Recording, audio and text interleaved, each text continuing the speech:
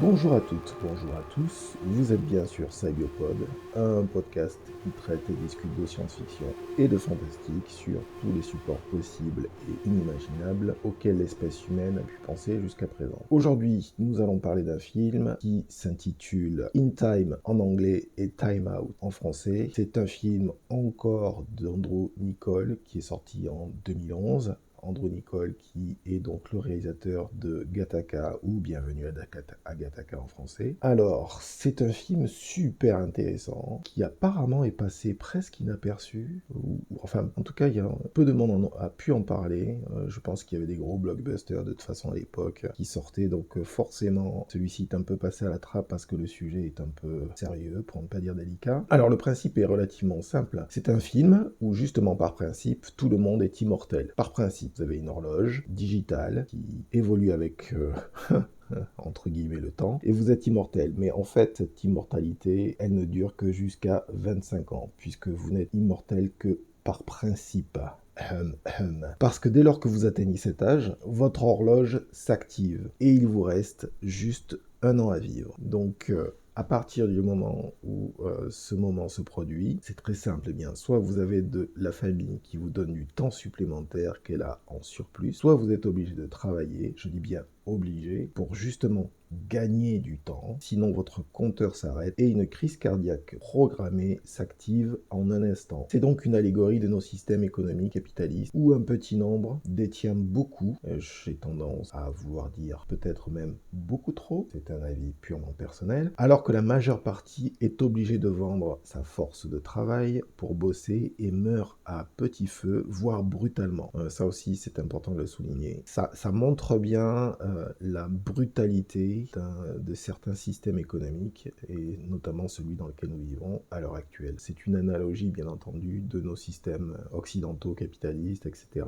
et de ce que cela induit chez les personnes. Mais c'est pas que ça, c'est aussi une description assez pointue, même si simplifiée, en effet, du système bancaire centralisé, et de ce que cela implique. Alors, encore une fois, c'est une description simplifiée, hein. On ne parle pas de titres interbancaires, etc. Donc, qu'est-ce que cela implique? Ça implique le contrôle du volume de monnaie dans le système monétaire global, ainsi que le contrôle des prix par produit, permettant également de contrôler de manière précise, voire affiner, le nombre de personnes susceptibles de vivre, d'accord, et en creux, et par conséquent, susceptibles aussi de mourir. Ne pas oublier que les prix dans ce film s'expriment en temps, c'est votre horloge digitale sur votre avant-bras qui exprime la monnaie auquel vous avez accès et qui s'exprime en temps, en années, en jours, en minutes, voire quelques secondes. Que lorsque votre horloge biologique qui s'affiche à votre poignet fait un tic-tac de trop, lorsque votre réserve de temps est épuisée, une crise cardiaque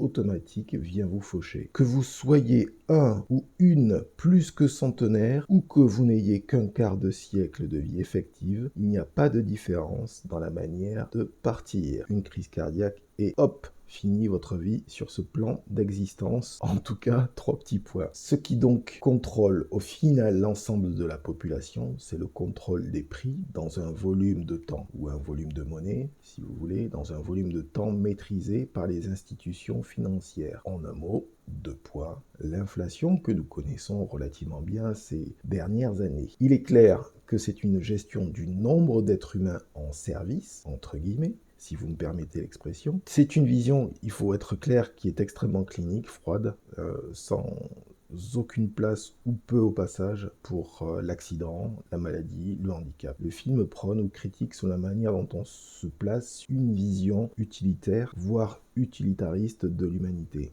C'est peut-être d'ailleurs la seule critique réelle en effet effectuée concernant ce film, plutôt intelligent. Comme si l'être humain, livré à lui-même ou elle-même, n'avait pas d'intérêt en soi. Ce serait presque comme si toute tentative d'expression individuelle n'avait aucun intérêt, ce qui bien sûr contredirait l'existence même de ce film. C'est-à-dire que Andrew Niccol fait évidemment une critique indirecte en utilisant le temps comme une monnaie. On part de cette expression aussi basique et aussi simple, on transforme la monnaie sonnante et trébuchante ou digitale par une expression en termes de temps, une conversion en termes de temps, et boum, vous avez de suite un certain nombre de notions qui vous sautent au visage. Donc étant donné que l'ensemble de votre patrimoine en termes d'années et d'heures s'affiche sur votre avant-bras, il est évident que la protection que vous devez faire de votre temps temps alloué est relativement grande. Bien entendu, c'est à ce stade que ce film joue avec sa logique interne. Votre temps sur l'avant-bras peut devenir sujet de convoitise. Et des gangs à l'affût, les gangsters, les Minutemen,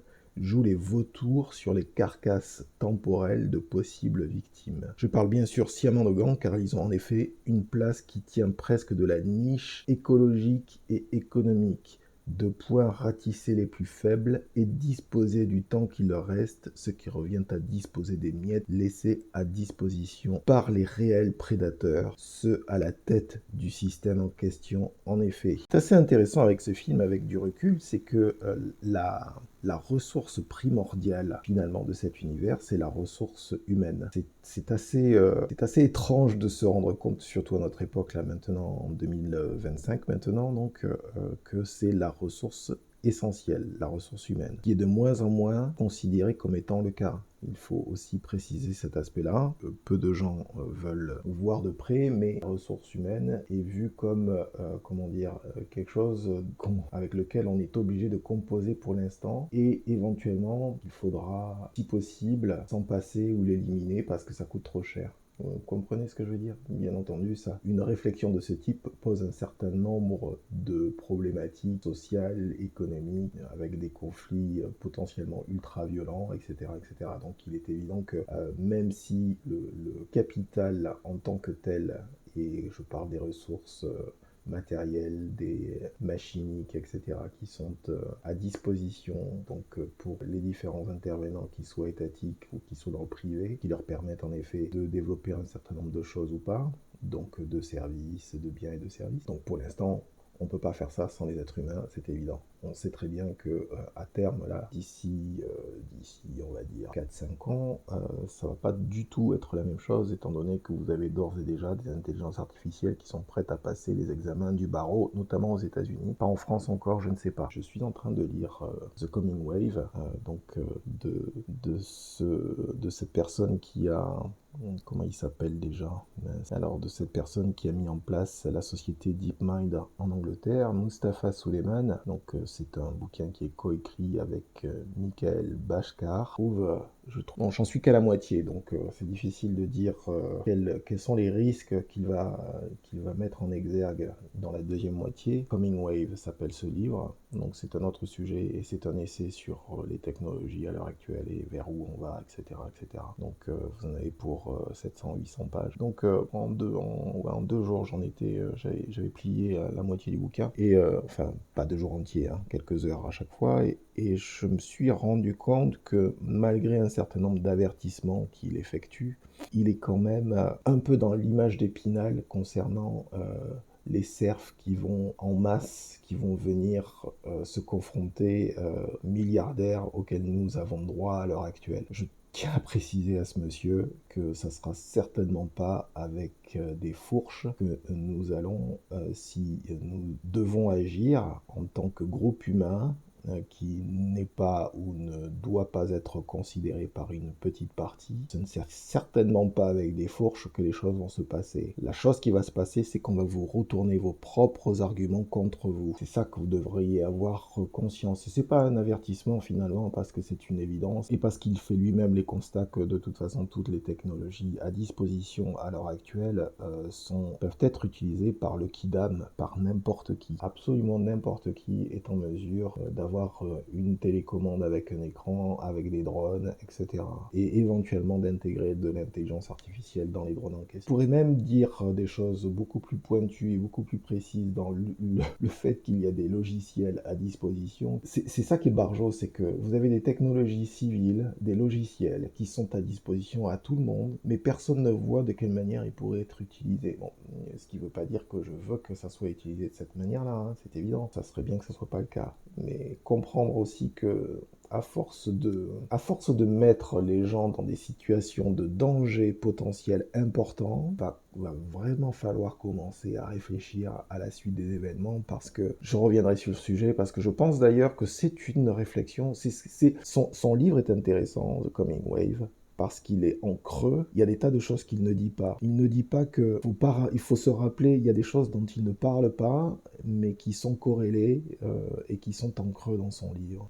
Pour reprendre un exemple très simple, la solution finale des nazis de 39-45, elle a été appliquée partiellement sur une partie spécifique de la population humaine. Ok, on pourrait dire la même chose au passage sur un certain nombre de méthodes qui ont été utilisées cette année par les descendants de ces personnes au passage pour se permettre de se débarrasser d'un certain nombre de civils avec des gens coupables à l'intérieur, mais avec un ratio qui est tellement énorme que la justification passe un peu à la trappe, pour être tout à fait clair. Et donc, il faut comprendre une chose aussi, c'est que si ces technologies, la perméabilité de ces technologies est grande, ça veut dire que tout le monde est capable d'y avoir. Et vous avez des technologies auxquelles personne n'a pensé, et je ne dirai absolument rien au passage. Vous avez des technologies dont personne n'a pu penser que ça pourrait être utilisé de cette manière-là, alors que c'est les mêmes processus, c'est les mêmes procédés.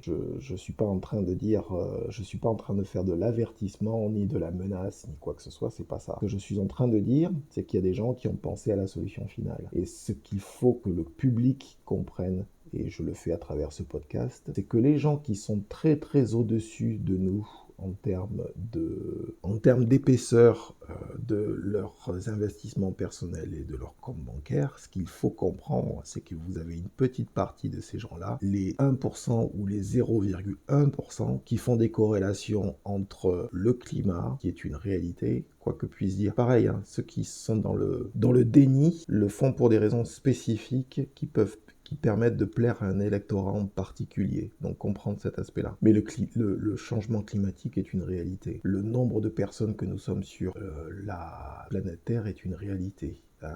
Plus de 8 milliards d'individus maintenant. Dites-vous bien qu'au vu des technologies qui sont mises en place à l'heure actuelle, ou qui peuvent être mises en place dans les 5-10 années qui viennent, vous avez des gens, et alors je ne dis pas que c'est un plan ultra précis, je ne dis pas que tout est mis sur le papier, et je ne dis pas qu'il y a une personne spécifique qui fait cela. Non, je suis juste en train de dire que vous avez des gens qui sont à ces niveaux-là, qui sont en train de se dire peut-être que la solution finale au problème climatique, c'est finalement de se débarrasser des 9/10 de l'humanité. Pensez aussi que les solutions finales absolues, voire absolutistes, sont une possibilité, et je ne dis pas que ces choses-là vont être mises en place, je dis juste qu'il y a des gens susceptibles d'y penser, et que pourquoi ne pas utiliser une solution absolument atroce, mais relativement simple, en mettant une maladie en particulier dans le système. Alors le problème des maladies, c'est que bien sûr ça peut se retourner contre eux, c'est une évidence, et contre leurs proches. Donc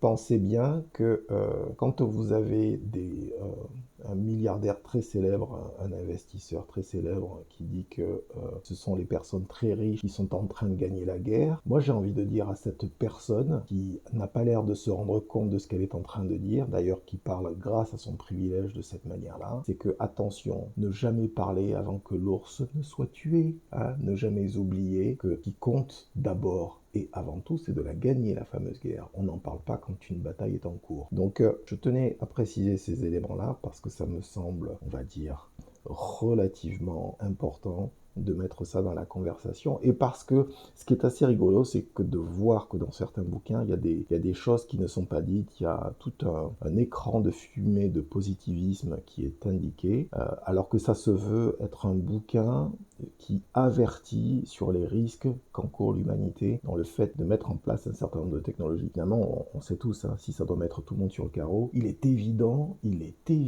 que de toute façon, ça va poser un problème, et que si les réflexes qui existent aujourd'hui, c'est juste d'éliminer les gens qui sont prétendument pas utiles, je pense qu'il va falloir s'attendre à un retour de bâton assez précis, assez particulier et assez néfaste. Mais bon, c'est un autre sujet. J'espère très sincèrement que nous n'en arriverons pas là, parce que bref, ça n'augure pas très bien. En fait, ce qui me pose un problème à l'heure actuelle, c'est que justement ces notions d'intelligence artificielle et ces notions de gestion de la masse de gens se font de manière cynique, se font de manière absolument pas très humaine. Encore une fois, ce sont des gens qui ont fait en sorte que leur aspect empathique et émotionnel ne soit pas là dès lors qu'ils ont qui peut se comprendre d'une certaine manière, c'est-à-dire quand vous êtes à la tête d'un certain nombre de choses à gérer, vous êtes obligé de les considérer rationnellement et froidement. Le problème, c'est que les gens ne sont pas des tableaux statistiques. Les gens ne sont pas les tableaux statistiques ne sont que des représentations spécifiques, voire subjectives, à un moment donné. Donc commencer à se dire, attention, il y a des choses qui sont en train de se passer au niveau technologique et ne pas,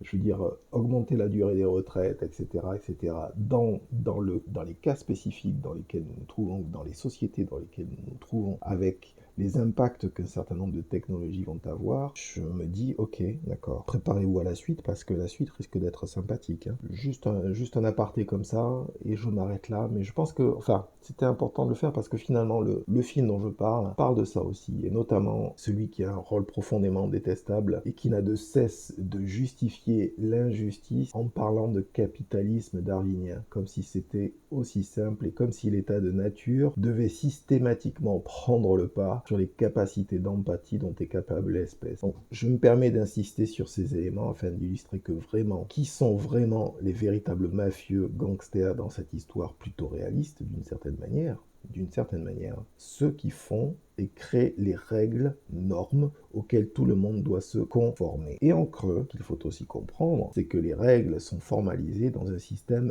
informatisé global qui est implanté sous votre peau, qui connaît votre âge, votre date de naissance et compte votre temps à géométrie variable, hélas, selon les autorités compétentes pour en décider. Autrement dit, un implant sous-cutané avec des fonctionnalités réseau et la capacité de générer un courant électrique mortel là où votre cœur se trouve. Mais bien avant que cela ne se produise, nous avons fort heureusement droit à une intéressante discussion entre une personne qui a tout son temps, tout le temps devant elle. Et quand je dis tout le temps devant elle, c'est-à-dire qu'elle est plus que potentiellement immortelle, et un autre qui est finalement le protagoniste de cette histoire, qui en a très peu. Et ce qui est génial, c'est que nous avons une discussion sans jalousie, sans arrière-pensée, avec un peu d'envie, certes, mais aucune animosité, sans aucune menace ou manipulation. Plutôt un échange de points de vue différents sur cette société utilitariste, point de vue honnête et franc, qui illustre la méconnaissance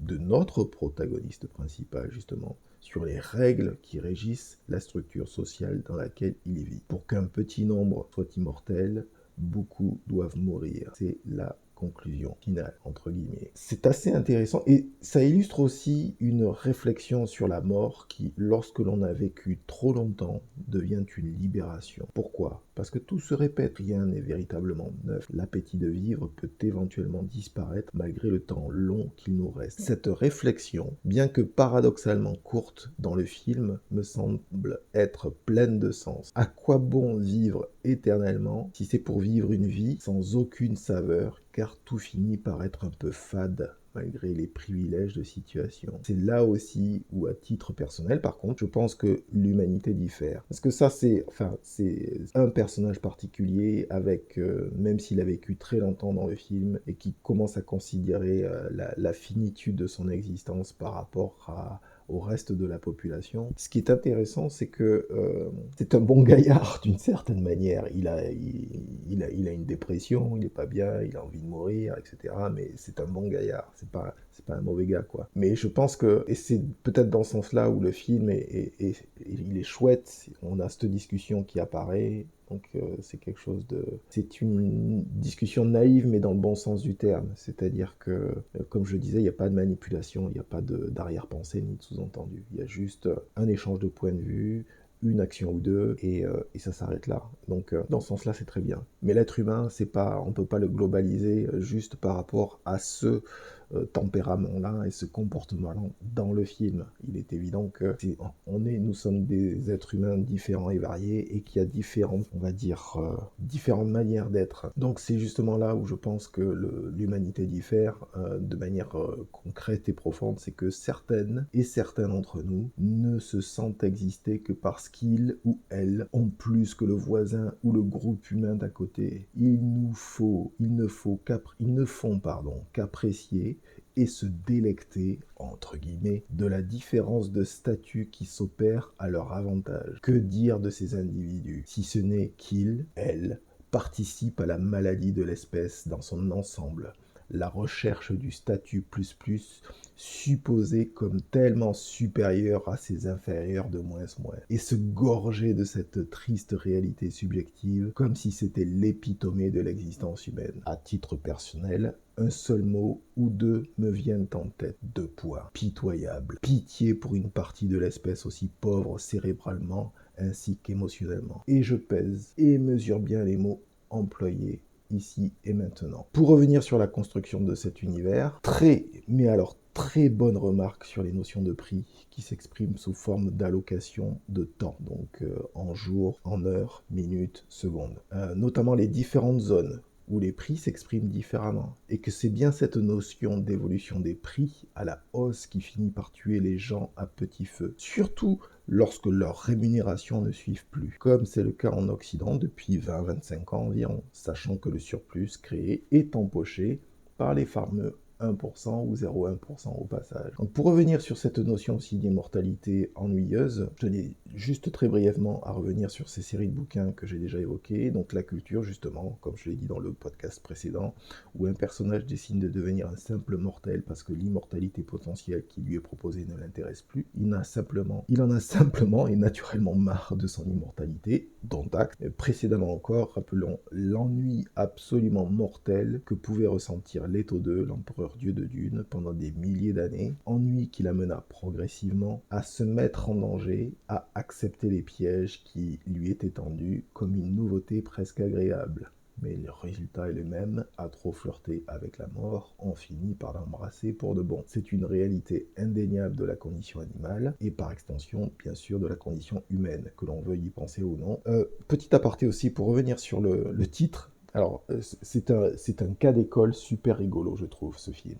Donc, vous avez dans un titre qui est en anglais dans la version française. Alors, la version française de ce film, le titre est en anglais. Et la version américaine de ce film, bien sûr, le titre est en anglais. Et donc, la version américaine, c'est In Time, donc dans les temps, ok. Et la version française, vous avez Time Out, c'est-à-dire stop, le chrono s'est arrêté, fini, il n'y a plus de temps, Time Out. Plus de temps. Donc, le choix de ces deux titres au passage, pourtant anglais, donc dans les deux cas, marque précisément, et je tiens à le souligner, précisément, je pense, la dichotomie qui existe entre les États-Unis et la France spécifiquement, c'est-à-dire le côté négatif qui existe dans la culture française, qui est tout le temps en train de tout critiquer, tout le temps systématiquement, sauf son petit derrière, mais c'est un autre sujet, et le fait que dans la version américaine, c'est plus une version, ils ont essayé, comment dire, de rendre le titre presque joyeux en fait, alors que le contenu du film est extraordinairement sombre quand même si en fait, sombre dans la thématique, hein, justement, parce qu'au niveau colorimétrie, c'est absolument pas le cas. Le film est relativement clair, il y a beaucoup d'extérieur, donc il y a quelques scènes pendant la nuit, mais c'est relativement rare, donc c'est pas du tout c'est dans la thématique que le film est sombre et pas dans son visuel. Donc, aparté étant fermé pour les titres. Pour ce qui est de notre protagoniste dans In Time, Time Out en français, l'expérience d'un traumatisme très tôt dans le film va agir comme un wake-up call, excusez-moi l'expression, la réalisation que ce qu'il vit est anormal. C'est non seulement anormal, mais inhumain. C'est ainsi qu'il en revient à incarner à nouveau, en effet, c'est ce qu'adore faire Andrew Niccol, la figure favorite que le réalisateur aime dépeindre, le ruffian, le hors-la-loi, qui a raison de se révolter contre un système qui cherche à le soumettre corps et âme. Et que finalement, l'étude de ce système et de son renversement, à tout le moins de son arrêt, sont des objectifs qu'il peut envisager de manière pragmatique. Alors bien sûr, de telles révoltes se sont déjà produites dans cet univers. La génération précédente, symboliquement représentée par son père défunt, a fait de même, au péril de leur vie. Donc les enjeux sont bien connus, car en effet les forces contraires existent, notamment une force de police spécifique qui, presque de manière ritualisée, sont les gardiens du temple monétaire. Alors ça aussi c'est comique, ouais. Du temple monétaire, pour ne pas dire simplement les gardiens du temps. Cette agence traque le temps perdu dans les différentes zones, plus la zone est riche, plus les paiements prélevés sur votre horloge interne sont élevés. Et si vous avez une différence de paiement d'une zone à l'autre, ça se remarque immédiatement. Donc la police traque en effet l'origine des paiements, leur montant, ce qui bien entendu permet de profiler un individu aisément là aussi. Pensez carte bancaire et le parallèle avec nos sociétés très consommatrices avec ces petits bouts de plastique. Alors, quelques bémols concernant les remarques que j'ai pu effectuer sur The Coming Wave. Ça me semble important, c'est que, bien sûr, étant donné la théorie que j'indique, concernant le fait que dans ces petits cercles où il y a énormément de puissance à faire les choses, puisqu'on a les moyens nécessaires pour les faire. J'ai donc juste indiqué que c'était forcément une stratégie qui pouvait être évoquée dans des petits cercles, donc entre 2 ou 3 personnes, et ce de manière informelle, sans que cela soit mis en place tel un plan à préparer dans un futur proche et moins proche. Bien entendu, les gens, quand ils vont m'écouter, vont se dire ouais, non mais ça y est, le mec il est parti en live, c'est la théorie du complot, il est dans le complotisme le plus complet, etc. etc. Alors, je comprends l'argument qui consiste à dire ça, mais je tenais juste à dire une chose, c'est que en fait, je ne me base sur aucune théorie du complot que ce soit déjà. Je ne suis pas nécessairement, j'ai même envie de dire, je ne suis pas du tout quelqu'un de très branché théorie du complot. Par contre, je comprends la notion de pouvoir, ok ? S'il y a une chose que vous pouvez savoir de moi, c'est que je comprends la notion de pouvoir. Quelle que soit la forme qu'il prend, quel que soit l'objectif qu'il peut avoir, j'ai une très bonne compréhension de ça, généralement. Et je peux juste dire une chose, c'est que très souvent, des idéologies sont mises en place, concernant les pouvoirs en question d'ailleurs, quel que soit le pouvoir, des idéologies sont mises en place. Donc une idéologie, c'est une idée qui est construite petit à petit pour former un corpus soit de règles à suivre, soit de credo intellectuel, soit de credo philosophique, voire religieux. Ok ? Donc vous avez, alors ça peut être des idées très pragmatiques dans le sens où il faut faire quelque chose de particulier, de précis pour telle et telle raison, bien sûr. Mais ce que je tenais à signifier, c'est que parfois les idéologies, même très souvent, ce ne sont que des prétextes, que des véhicules pour un certain nombre de personnes en position de pouvoir, ce ne sont que des véhicules pour maintenir le pouvoir qu'elles peuvent avoir en utilisant l'idéologie en question. Ok ? Donc, il me semble tout à fait naturel et logique. C'est froidement et implacablement logique. C'est qu'il me semble tout à fait naturel et logique que vis-à-vis d'une philosophie qui consiste à dire éventuellement, dans ces cercles-là, il faut mettre en place le revenu universel pour pas avoir de soucis. Il faut essayer de garder, autant que faire se peut, les animaux dans leur cage, ok, tout en leur faisant croire que nous sommes comme eux. Et il vaut mieux faire ça. Alors, il y a un certain nombre d'individus qui vont fonctionner de cette manière-là, mais à contrario de ça, vous avez des gens qui vont vous indiquer que peut-être la solution, en effet, c'est la solution finale absolue à l'échelle de la planète en utilisant un certain nombre d'éléments, d'autant plus qu'ils ont accès aux technologies, quelles que soient les technologies en question, qui leur permettraient de mettre en place cette solution finale absolue. Vous comprenez ? Et donc c'est ma critique en fait de ce livre The Coming Wave, c'est-à-dire que ce cher entrepreneur qui a développé la structure DeepMind, donc s'agissant de Mustapha Suleyman, il est tout à fait capable de montrer du doigt,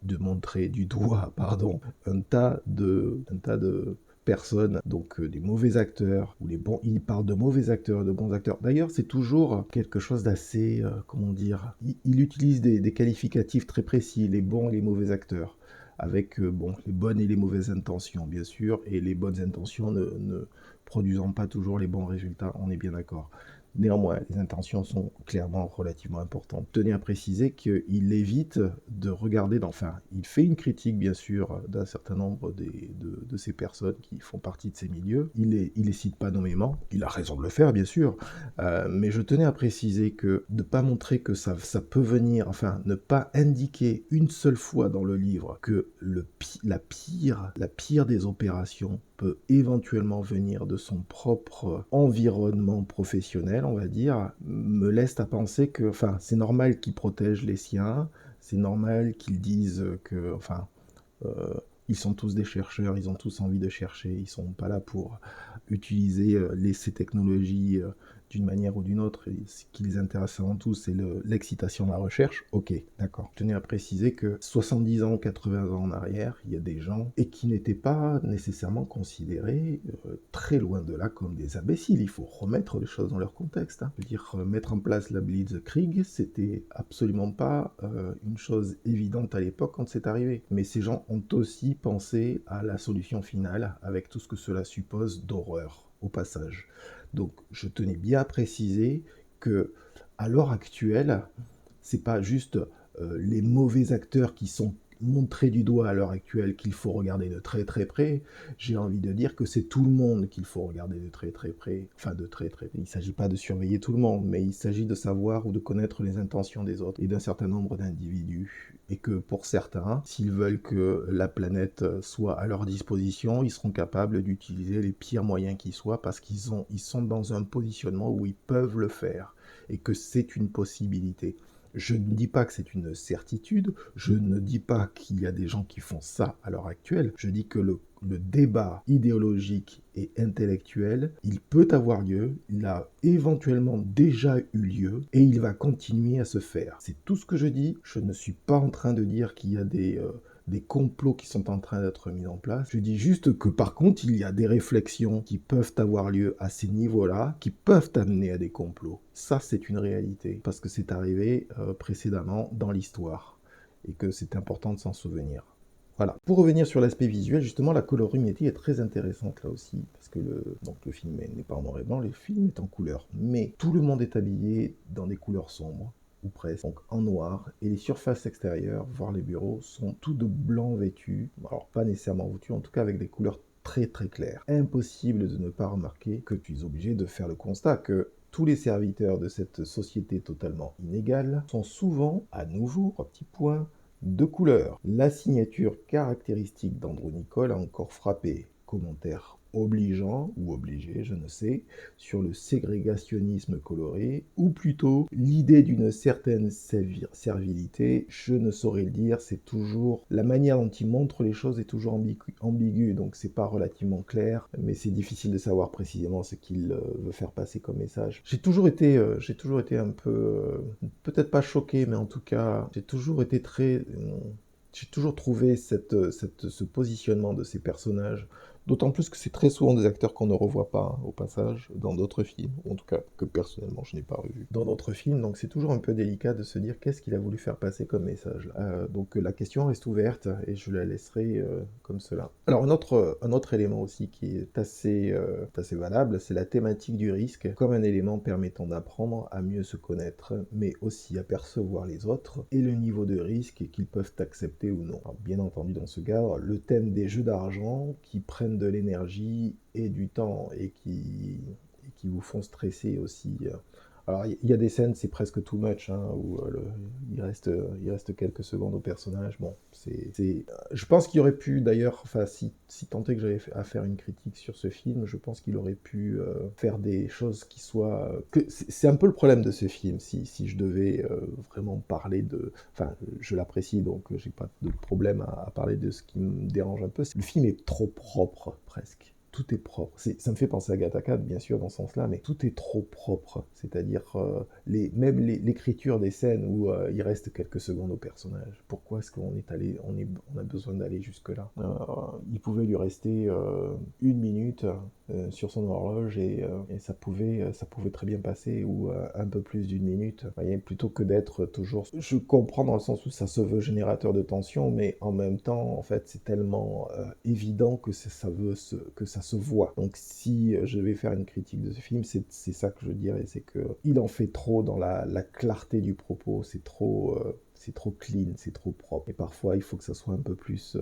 pareil, hein, les gens meurent d'une balle ou les gens meurent avec une crise cardiaque, quoi. Donc tout le monde il est beau, tout le monde il est gentil, tout le monde il a 25 ans ou a l'air d'avoir 25 ans, mais effectivement tout le monde peut mourir du jour au lendemain aussi. Donc bon, c'est un parti pris, je veux dire, je l'ai accepté, il n'y a pas de souci à ce niveau-là, je veux dire, c'était...